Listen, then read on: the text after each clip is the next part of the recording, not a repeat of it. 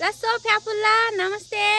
आज त हामी सङ्जुको हाङ्गे माहौलमा आएको छौँ र हाम्रो साथमा चाहिँ हाम्रो दिदीबहिनीहरू पनि हुनुहुन्छ। अनि यो ठाउँ चाहिँ एकदम टिपिकल पहिलाको कोरियन टिपिकल गाउँको भएको भएर चाहिँ त्यो टिपिकल अनुसारको नै यो एरिया चाहिँ उनीहरूले आफ्नो जगेर्ना गर्नु भएर चाहिँ राख्नु भएको छ। यो चाहिँ एकदम राम्रो रहेछ, खरले छानेको घर। अनि सेम हाम्रो पनि नेपालमा यस्तो चाहिँ हुन्छ नि, खरले छानेको घर नेपालमा पनि अहिले पनि त त्यस्तै बनाएर पनि राखेको छ। तर यहाँ चाहिँ यो कुराहरू राख्नु भनेको चाहिँ एकदम राम्रो हो। हामीले अहिले आउने हाम्रो पुस्ताहरूलाई पनि त देखाउन बुझाउन सजिलो हुन्छ नि।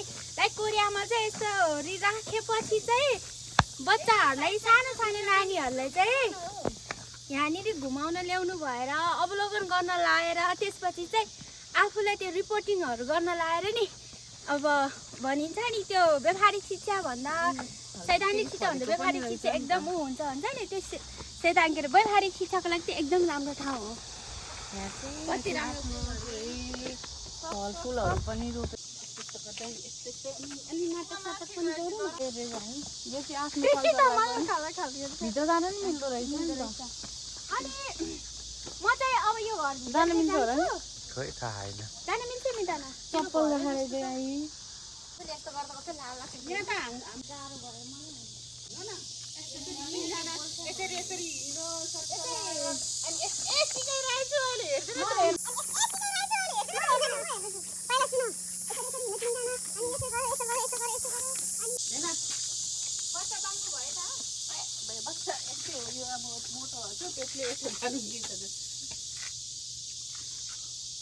सङ्जु हाङ्गे माउल रे छोरो हाङ्गे माउलमा के अरे उमसङ मुकुक छैन। मुकुकमा चाहिँ 3500 हो। हामी एक दिन हाङ्गे माउलमा घुम्दै छ। 여러분 환영합니다. यहाँ चाहिँ फसेको मुन्टाको चाहिँ धेरै रहेछ अहिले हाम्रो स्टेसनमा। फर्सिया मुन्टा हामी चाहिँ हाङ्गे माहौलको गाउँ घुम्दैछौँ। भिडियो क्यामेराम्यान जीवनयापन चाहिँ गाडी त के रे मलाई साह्रै रोकर राखा त्यो लाउन त हो र खोइ त्यो लाउने त लाएर भिडियो बनाउने हो। जमानाको हाङ्गे माउल शिविर छेडाएर यो चाहिँ हाङबोक हामी चाहिँ हाङ्गोको लगाउने लागि ठाउँ। कल्पनालाई आँटिँदैछु। देख यो यहाँ त गार्डन क्या दामी गार्डन रहेछ। ऊ त्यो मक्कली खाने भाँडो रहेछ।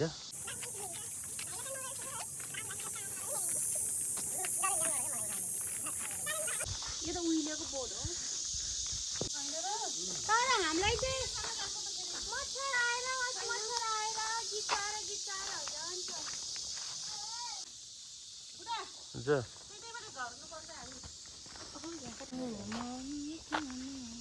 सबै यता कति राम्रो रहेछ।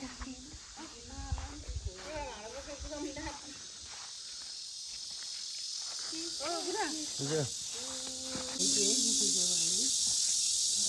शङ्ख पनि छ यहाँ।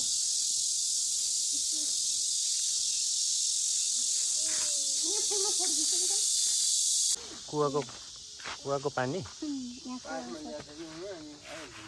कुवाको पानी। ससेज फुल हो अरे हामी चाहिँ अब फर्किँदैछौँ।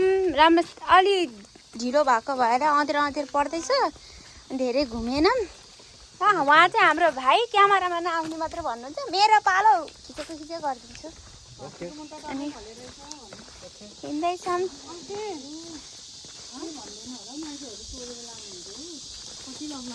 भयो अर्काको चिजमा नु आँखा जाम। फर्किँदैछौँ।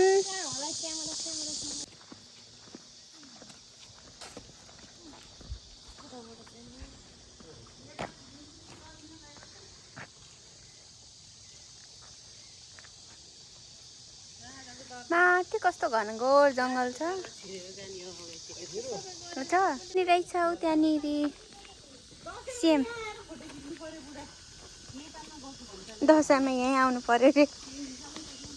दाउराहरू पनि यस्तो मजाले जम्मा गरेर राखेको छ सेम हाम्रो नेपालको जस्तै झ्याउकिरी कराएको हेर्नु न किरा टिङ टिङ टिङ गरेर। अब हामी चाहिँ फर्किँदैछौँ, राति भइसक्यो, त्यही भएर धेरै बेरसम्म बस्नु हुँदैन, बाबु पनि छ।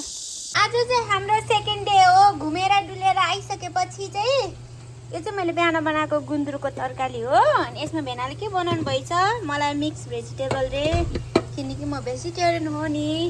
यो चाहिँ चिकन, यो चाहिँ लोकल चिकन हो। अनि मेरो काम चाहिँ यहाँ आलु तार्ने रे, म चाहिँ आलु तार्दैछु। म चाहिँ खाना पकाउँदैछु यहाँ।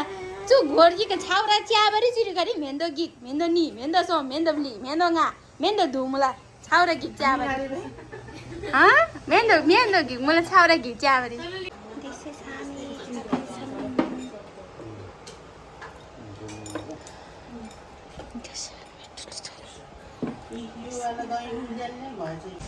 हामी चाहिँ पौडी खेल्न जान लाग्दैछु। यतातिर हाम्रो ग्याङ छ। आज मैले जस्तो टोपी लाउनु भएर भाइले मलाई यो टोपी चाहिँ किनभने भाइ मलाई घामले छिटो डराउनु लड्छ भन्यो। अहिले ब्यागमा राख्ने हो। We are getting ready. Let's go. Where is my car? Where is our bag? Where is our car?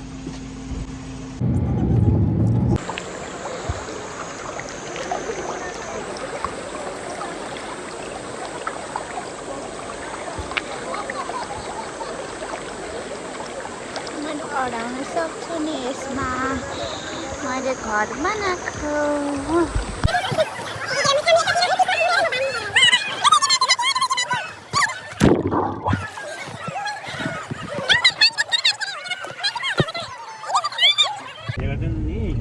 पानी लाग्दा पुरा भित्रको बिहा माछाहरू रहेको त्यहाँ।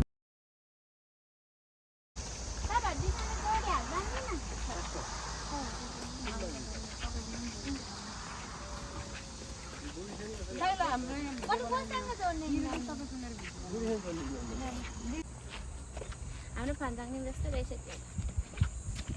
तपाईँको फान्जाङ जस्तो अननोन भिडियो राम्रो हुन्छ नि। नोङदारी गएको भिडियो कति राम्रो छ नि।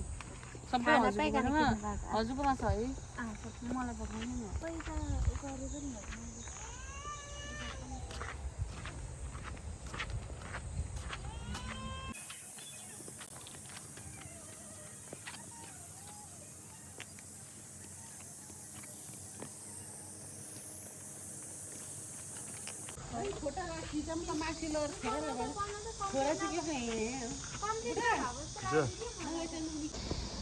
यो मूर्तिहरू चाहिँ सबै बुद्धिस्टहरूको वर्ग अनुसारको हो। बाँदर वर्ग पनि छ, घोडा वर्ग पनि छ, हात्ती वर्ग पनि रहेछ, कुकुर वर्ग पनि छ। अनि हाम्रो चाहिँ यहाँ गाडी छ, दिदीले पाली पाली भन्दै हुनुहुन्छ। जाँदैछु, हात्ती पनि रहेछ, ड्राइगन वर्गको पनि छ। राम्रो ठाउँ तर